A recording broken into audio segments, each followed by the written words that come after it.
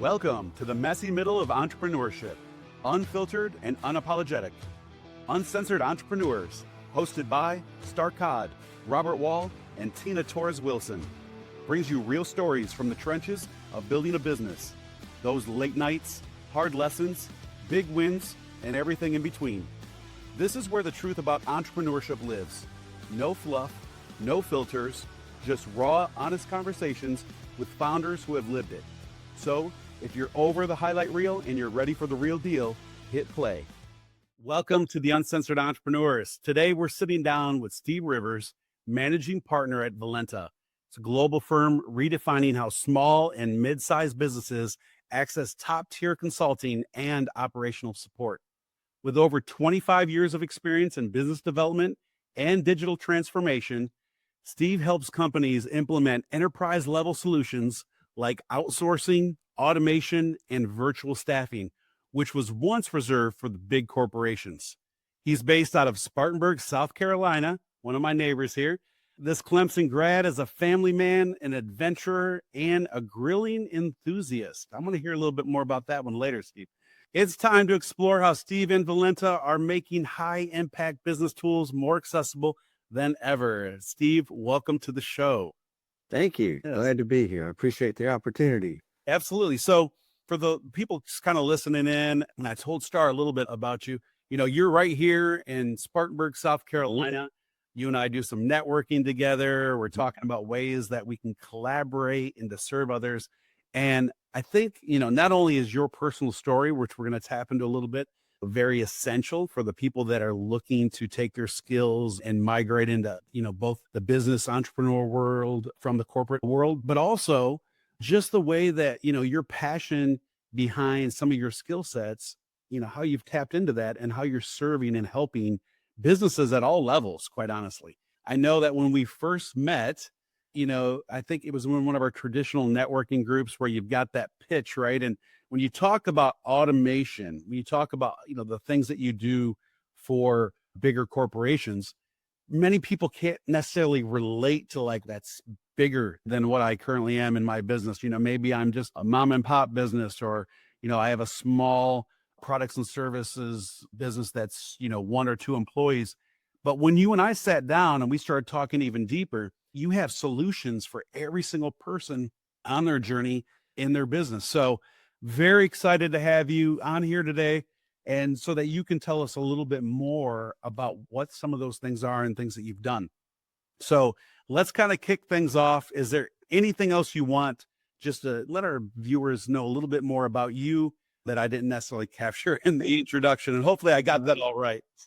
Well, I grew up in Duncan, went to Clemson, and then moved to Spartanburg. So I'm a world traveler. By the way, that's all like within maybe 30 miles, right? So Exactly what. Love the area. I've got friends in Wisconsin and friends in Canada, and they tell me about their weather. And I'm like, I love it right here. yeah, that's right. Just far south enough to where it's not too hot. This is a great location. Love the location. I worked for over 20 years. I was in the environmental services business. We did hazmat spill response. So we did confined space cleaning. We did waste disposal and all sorts of fun stuff. And a friend of mine was the president and I was the VP. And we grew it to a $14 million a year company. And then he sold the company in December of 2020. And I agreed to hang around for a year to help with the transition. And that's when I figured out that I wasn't ready to retire. My wife was certainly not ready to have me underfoot.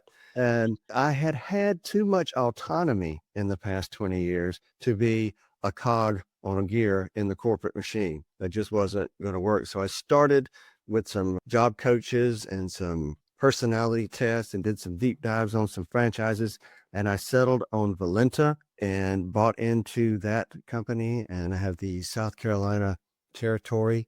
The fun part of what I was the head problem solver troubleshooter. Find that win-win solution, especially in hazmat where, everybody's scared and you come in and you save the day. Yeah. But to find that win-win to where everybody's happy. You didn't talk somebody into buying something that they didn't really want or need. You made a difference. You helped people and you serve people. And there's nothing like that. And when it comes to sales, people say, well, are you a hunter or are you a farmer? And I'm both, because you find that new customer And that's an adrenaline hit. Man, that's the great feeling.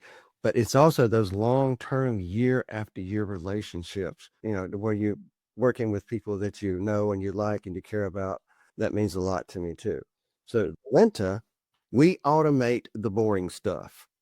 All right. Almost every business has computers, and almost every business, they have to sit down at that computer and they have to do stuff that is boring and monotonous and repetitive.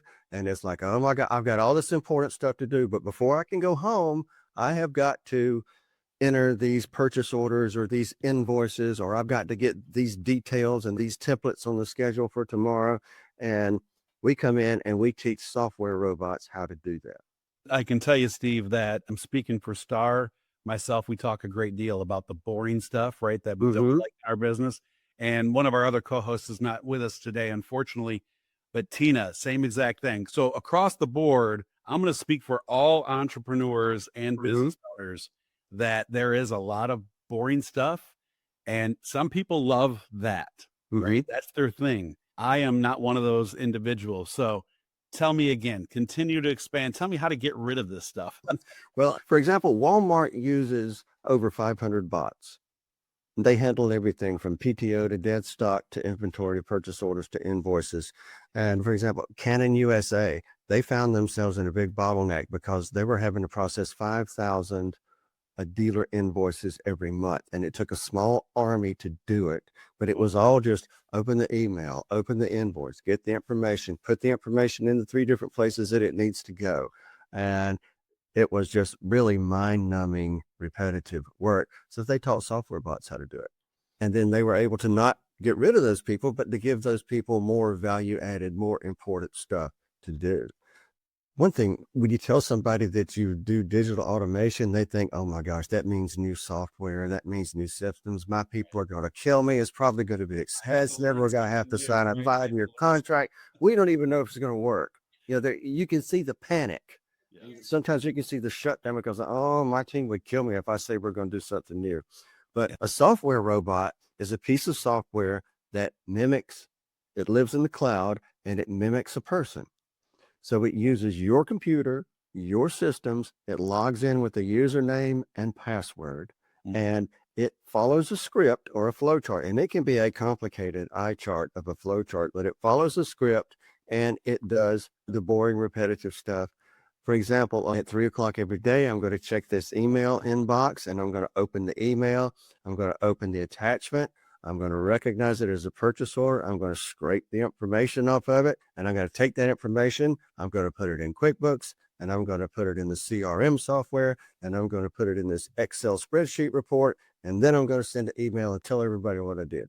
And the thing about bots is once you get them trained, they don't make mistakes. When automation first came around, when we talked about like bots being able to perform some type of a task, anything that's embedded into a computer process, they were the ones, right? They were the ones that kind of pioneered all of this because they could afford to pay millions and millions of dollars to develop these tools. And so people like Starr and we do a great deal of business. We have a lot of things happening, but if you go back 15 years ago, we weren't able to afford this kind of stuff. So now with that being done, you're seeing obviously a huge shift, a change in the fact that you can obviously serve large corporations, but you're also able to do some of the same things to help, those people that are just kind of on an island on their own, right? Running their business every day and spending, 4 hours when business closes on their books. Yeah. For example, there's a local finance company and they do loans, and it's not unusual for them to get hundreds of requests every day for a loan extension. And in the past, if a person agreed on that extension, then they would have to spend the next 15 or 20 minutes changing all the records, updating all the forms, changing all the payment schedules and the amounts, and then sending all the email notices out and restructuring everything. Now they just hand it over to a bot. Wow. And now they're up to using like 8 full-time bots. But see, they have over 100 people in their IT department. So they can do this sort of continuous improvement and change. But most medium-sized businesses don't have an RPA developer on staff, and they don't want to have to go get the robotics licenses and all that stuff. So they're really shut off from that. So Valenta started in 2014, And their idea was, well, why don't we take these tools and make them available as a managed service? We will, come in and develop these and schedule it and maintain it. So it's not only running flawlessly in the background, but there are people that are doing the scheduling and the monitoring and the changes and other things that might need to be done. I really like that. And when you and I sat down before, you referred a great deal towards virtual staffing. And I love how you relate virtual staffing and these bots in kind of the same likeness in regards to the fact that if I'm a person that needs help in my business, rather than you coming in as a coder and, sitting there, for months and months and months, recoding things, you come in with the approach that we've got X amount of tasks, which are going to require X amount of hours, and our bots are going to work at this rate to be able to perform that for you. Hopefully I captured all that, but expand a little bit more about like what that looks like, meaning that when someone dives in, are they going to have to shell out all this money to have you create this entire software package for them? Oh, yes, you have to bring me a whole suitcase full of money, leave it on the front porch, and then if it's enough, we'll talk later. Okay, sounds like a good business model. That would be great, but no, it's really easy. If someone has an office process, first of all, it's fun to walk into a business and go, okay, what do you hate doing? What is it that you really don't like doing, the boring stuff that's driving you nuts? And if somebody's got something they're thinking that they would like to automate, then we'll get on a Teams meeting and I'll get them to share their screen and I'll actually record them doing the process and talking about the process. And then I'll send that recording to our developers. We have a team in Colombia and a team in India, and then they will look at that and go, yeah, this is a great candidate for automation. And then we'll proceed from there. And then we will estimate how many weeks it's going to take to develop it. And then our development team charges like $750 a week. And if it's something simple, then I'll get it done in 3 or 4. And if it's not, if it's something complicated, it might take 5 or 6 weeks, but very upfront about the process and the cost. And we determine how many hours a day you're going to need that bot. And it's $30 an hour. Wow. With a minimum of 1 hour per Yeah. day. So you might need your robot for 1 day, for 1 hour or 3 hours or 6 hours, but we custom fit it to what you need. The application. Yeah. The bot doing the work can be triggered by 3 things. Number 1, by a schedule at 3:00 every day, the bot's going to do this, or by pushing a button. Whenever I push the button, the bot is going to go into this file and it's going to do this, or by an event. If something happens, then the bot knows to go out and do the work. It's amazing. Paying that weekly fee to have it developed, and then after that, you charge them $30 per hour based on how many hours they need it. Is that correct? A minimum of $30 per day, I guess you can look at it as. Yeah. And they don't call in sick. They don't need Social Security taken out. They don't leave their password on a sticky note, and they never complain. And the accuracy piece is so amazing that you talk about that because, like you said, when you have humans involved, there's human error, and it tell you how many times you have to go back, do audits, there's discrepancy, and then you're spending hours or days just trying to solve that one little small problem to figure out where that discrepancy is coming from. Yeah, absolutely. And it's hard to become efficient, right? When you can't measure the metrics. We talk a lot about metrics, and when you have a bot involved, everything's measurable. Yeah. Sometimes it's like walking into a room and everybody's doing long division math using a paper and pencil. And you say, can I show you this calculator? And sometimes they're like, no, we just bought a new box of pencils. We don't want any of that stuff. But sometimes you could really see the wheels turning. The people that are continuous improvement is important to them. That's where you see a lot of effect. Oh, yeah. That was key. Continuous improvement.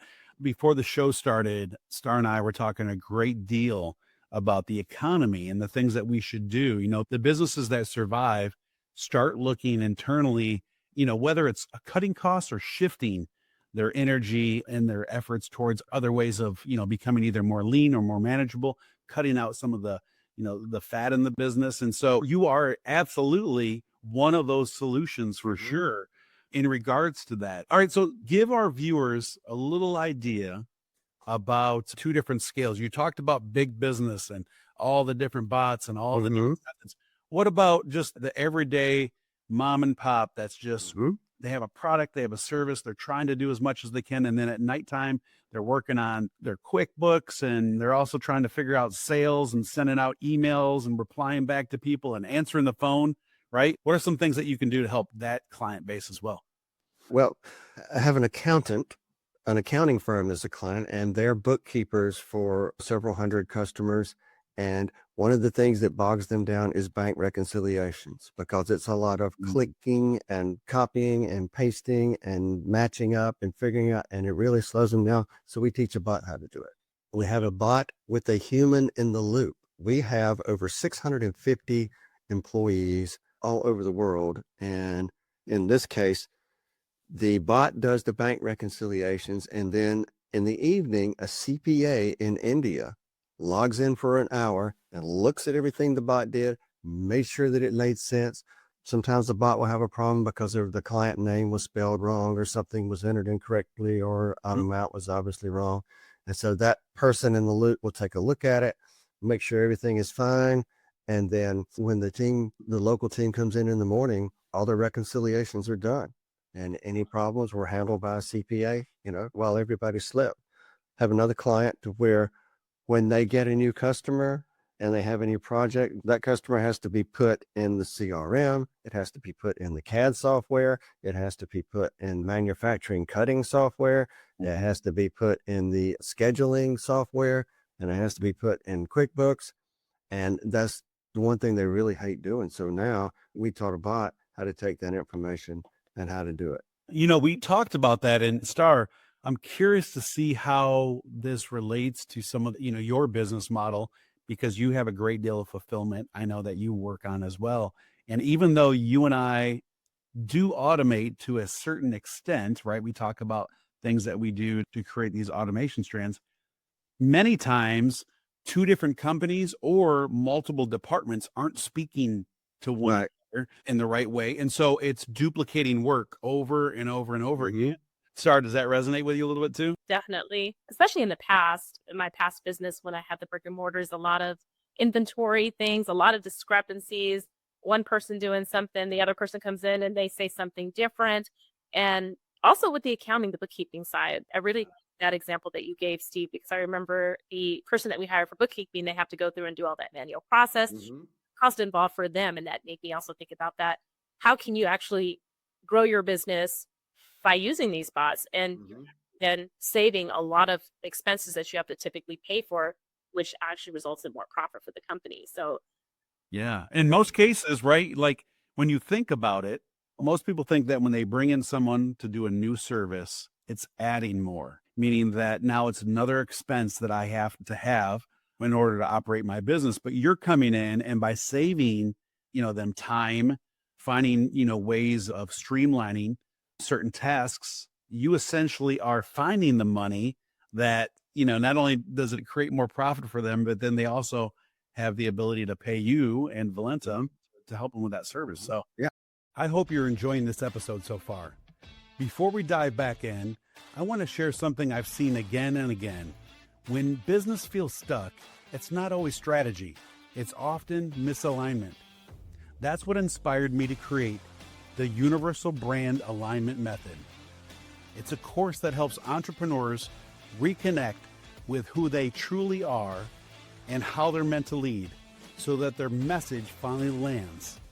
So if you're ready for your brand to reflect your truth, then head to brandingcollaborative.com/alignment.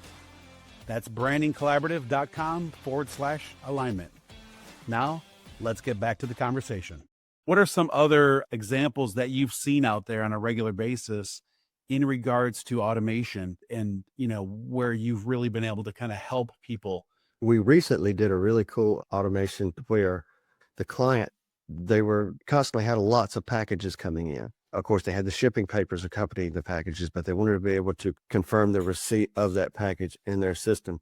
So we developed a bot, and now what they do is they take a picture of every shipping label on every box when it comes in, and the bot looks at it, scrapes the information, and puts it in all these places and all these reports. So now they're able to just do things on the fly.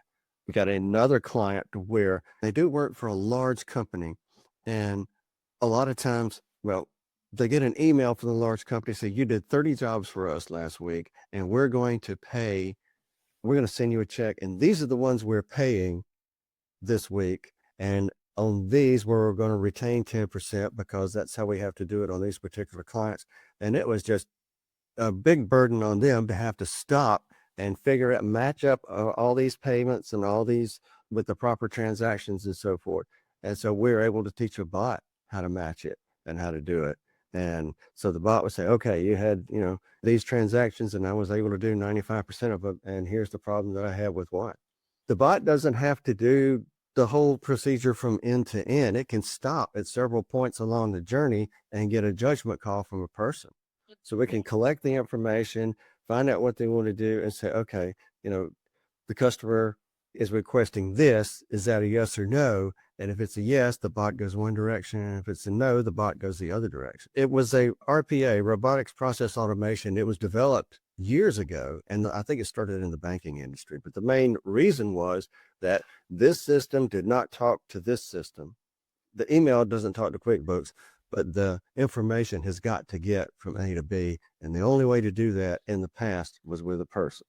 Yeah, I don't want to date myself, but I think back to some of those early days of working in DOS where you would fill out all of this information and then you'd go on to the next department or task and they'd have to fill out all of the same information again, and it's just over and over, that repetitiveness where so many times you wish there was a way to do it once and then all of that information continue to transfer the process. So today we have Steve Rivers from Valenta, one of the managing partners here in South Carolina. The best way to reach Steve is valenta.io, and you'll see that in the body of the podcast later, but .io/manager/Stephen, STEPHEN -Rivers, RIVERS. So you'll see that there. But for those just listening in, definitely reach out and connect. And I have a question. Is there any project that's too small for you to attack, or are you willing to dive in and look at, anything that's out there that when people have, when they're looking for a solution? I have found that there's no such thing as too small, because once somebody uses a bot and that boring stuff just sort of gets done in the background, not only do they not want to let that bot go, but they're like, okay, what can we automate next? This is cool. Whatever the office bottlenecks are, we can either automate or we can outsource it. Nope. But are already churning. I'm like, yeah, we're not trying to replace people. We're trying to help them. I keep this on my desk as a reminder. This is my dad's slide rule. It was manufactured in 1951, and he used it at Clemson University. And if you wanted to do sine, cosine, tangent, logarithms, this is what you used. And it was replaced by the scientific calculator, and now it's replaced by this thing. So it wasn't about people losing their jobs. It was about people getting new tools so that they could do more. Yeah. If you made slide rules back when Texas Instrument introduced our sign, you weren't very happy. It's not about replacing people. It's about getting innovation, right? Tools. It's innovation. And by the way, that's really key to both Starr and I and our audience. We talk a great deal about scaling, how to scale your business. And, you're one solution, but a very powerful solution on how to be able to do that, especially when in many cases, we're all using part-time, individuals, we're using VAs, we're depending on software applications to help us. I will tell you, let's use that as an example. Actually, let's put that out there for our audience. You and I talked about the fact that if I have one piece of software from, whatever that brand name is, that's doing something for me application wise, let's say it's one of the Microsoft suite. And then I purchase another piece of software, has its own login, has its own way, its own purpose. I'm working in both of those systems. Can your bot actually integrate between the two? Can you bridge the gap? Yes. Just like a person would go into that first system and copy and paste, copy the information that needed, and then open that second system and put that information in it, a bot could do that very simply. In fact, I've got a client, it's a one-off project, but it's going to be a pretty big one. All their customers' tax returns were in an old style software And now they've moved to a new style software, and the old style software doesn't talk to the new one and doesn't want to. So to get those tax returns moved from A to B, you have to go into that person, click their name, open the file, save it as a PDF, rename it to that person, and then put it over in the new storage software where it's supposed to go. And that over 10,000 returns need to be moved. And that would drive a person crazy. Yeah. Imagine doing that 8 hours a day, you'd go nuts. So we're teaching a bot how to do it. And the bot, as soon as they get out of tax season, the bot's going to get busy moving returns from A to B. And the cost, like traditionally speaking, the cost of that normally would be hiring a huge amount of staff and training them into procedures, the SOPs, to be able to handle it. And so I love the fact that, when we talk about bots and we talk about automation, once you've established what that SOP is, it performs it each and every time. And as you said earlier, it never gets sick, super efficient. I'd like to take this time to just learn a little bit more about you. Let's step out of the business world for a moment. I know that you're Clemson grad, and obviously, here in South Carolina, very, very good university. So let's talk a little bit more about, some of the things that just gonna make you tick. What do you do when you're not working on bots, Steve? What I'm not working on bots, I'm an amateur mixologist. So I'm always experimenting with different recipes. Moderation, kids. It's all about moderation. I'm an amateur mixologist. I do competitive shooting, competitive pistol shooting. I started that about a year ago. I'd always been around guys that done target shooting and so forth. But started competing last April. Got into that and really enjoy that. So you can tell I'm a nerd. We have an old guys Fortnite club. Oh, there you go. Okay. We have guys in Canada, Wisconsin, Indiana, Iowa, Georgia, Charleston. It's not a game, it's a place, but we like to log on in the evening. You know how in the old days, you stop by the bar and you talk to your buddies and you maybe shoot a game of pool or pinball or something like that. Well, we all get together and play Fortnite and give each other a hard time. Oh, but here's the interesting thing. When you talk about Fortnite, people typically they have this image of, a certain demographic, right? An age. And then when you talk about competitive shooting, you just started a year ago. This just proves that you can start and do anything at any point in your life, and so that's pretty amazing. I didn't know that about you. When you talk about off of your bio that you're a grilling enthusiast as well. Let's talk about that a moment. Yep. Several years ago, I just do a lot of stuff on the green egg. And then several years ago, I bought a Blackstone griddle and have really been experimenting and I had doing a lot of fun. You can do breakfast. You can do anything. It's amazing. It's like having your own little Waffle House kitchen. You can do steak, you can do chicken, you can do shrimp. My wife is a pescatarian, so you can do salmon. Or do you even know what a Waffle House is? Yes. I didn't know, like when coming from Michigan, right? I've been here in South Carolina for 16 years and I never knew what a Waffle House was. But when I came down here, I realized that it's established here. They're everywhere. It's like up north, we had Denny's. But anyways, that's good. I wanted to point out that because there's a few things I'm interested in tapping into all the fun things that you're doing as well. Bots, creating automation, it's going to really turn the needle for many businesses that we serve, including some other projects that I'm even thinking about future looking at. You said, Starr, the wheels turning in regards to that. But I didn't want to dismiss the fact that I'd love to go shooting with you, but you're competitive. So just, be gentle on me there. The group I joined is Action Shooters International, and they shoot once a month at the Polk County Gun Club.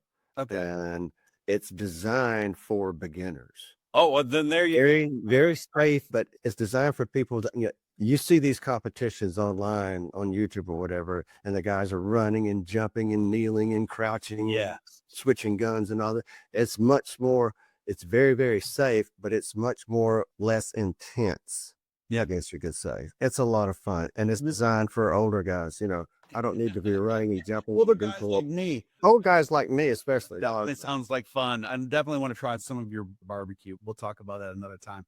But I really, really appreciate you coming on today. And, again, I think that when you're talking about $750 a week, and then you're talking about $30 an hour, to be able to really transform and change someone's business, that is huge. I mean, just for us to be able to hire someone, we're spending much more than that to, Yeah. And if, in 6 months you decide you don't want to do it, then it's a month-to-month service. that was my next step. We don't hold you to a contract. I hate contracts. Things are constantly changing and evolving. Does your company work on new technology? For example, like voice AI is a big thing Yes. now. Will you guys be doing any voice bots? Yes, we are working on UiPath, especially as one of the global providers of software robotics. We're going to see AI being introduced into that process to where not only can the bot follow a script, but now it can make decisions and maybe do some creatives. There's some agentic AI incorporated into that. So that's going to be exciting and something to look forward to. I think a lot of AI stuff is not ready for prime time. I can easily catch a GPT making stuff up. That's one of my hobbies, is to go to Chat GPT and Claude and DeepSeek and those guys and catch them in a hallucination and go, nope, nope, nope. When you tell them they're wrong, they go, you know what? You're right. Oh, no, okay, I'll make a note of that. Well, that's good. I mean, we look forward to seeing how that journey continues to evolve with yourself and with Valenta. What are some other key points as we kind of wrap up on today's show? What are some other things that you really would like to, send to our audience to let them know these are things that we can help you with, how you and Valenta, some things to identify, and then really what are some of the next steps as well? We go to a lot of effort to make sure that it is a painless procedure. There's no heavy selling, there's no pressure selling, there's no contracts or anything like that. If you identify the things that are bogging your people down, well, let's record them. And let's turn the development team loose and see, can we automate the whole thing? Can we automate all of it? Do we need to put a person in the loop? What can we do to make sure that you're continuously improving? Once you have that team in place, then you have the robotic software, you have the development team and the managed services team that's offshore, nearshore. And if you've got any questions or concerns, you have me as a local managing partner that can help make sure everything's on track. Yeah, absolutely. And because obviously you're the managing partner here in South Carolina, we have a vast audience, right? From coast to coast and even global, but from at least coast to coast, if we have some customers or clients that could use your services and we connect them with you, could you get them into the right, Yeah, I can work with, if they connect, to somebody in my network, then I can help them right here. Yeah. Excellent. Well, that's good to know. Star's on the West Coast, and so she's got her hands on that side of the business. And I have a financial planner in New York, and he was in my network and was able to set him up with a hair planner. okay. So, this person helps prepare the financial documents and the asset maps and the e-money and all that stuff, so that when he, as an advisor, walks in and sits down to meet with a client, all the information he needs is right there in front of him. So it takes a lot off of his plate. So the point is, if they're in my network, it doesn't matter where they are. Got it. Sounds good. Any last thoughts, Starr? No, I like this conversation. I think Robert and I were talking about how sometimes technology can be overwhelming to our audience, especially. But I really like the way, or I don't want to say just starting out, but more of a solopreneur. I love your price points. It's accessible for any size business. So the analogies that you shared with comparing, pencils to different things like that, you're right. These owners want to keep holding on to do it themselves. And I've always been the person, I love teams. So these bots just really sound amazing. And I was Love them. You'd have to name them though. Like if I'm going to hire a bot, I've got to give it a name, right? So I have a client in Greenville, and their bot is Bob. there you go. Right. Bob the bot. It performs a task, I'm sure the other employees though wouldn't like it if I always referred to the fact that why can't you be more like Bob? Right. So I was listening to an earlier podcast that you guys did, and it was a live one, but I think it was Starr that you guys were talking about goals for 2025 and things. And I think it was Starr that said that automation was one of her goals for 2025 too. So yeah. Absolutely. Always looking to streamline. So we'll throw some things at you and see if it's that you're up for sure. Again, we've had a great time today. Thanks for being on, Steve. So Steve can be found at valenta.io. So he's a managing partner with Valenta. Start with him first. We'll have all the information and ways that you can get on his calendar. It all starts with a conversation, right?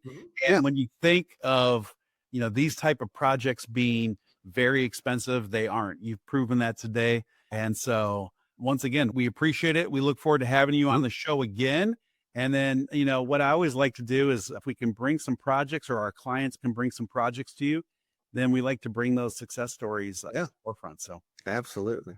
we appreciate it. Thank you so much for your time today. We'll see you again. Thanks for listening to The Uncensored Entrepreneurs. If you're getting value from the show, take a minute to rate, subscribe, and leave a review wherever you tune in. It helps more bold entrepreneurs find us. Until next time, keep showing up, uncensored and unapologetic. And we'll catch you on the next episode.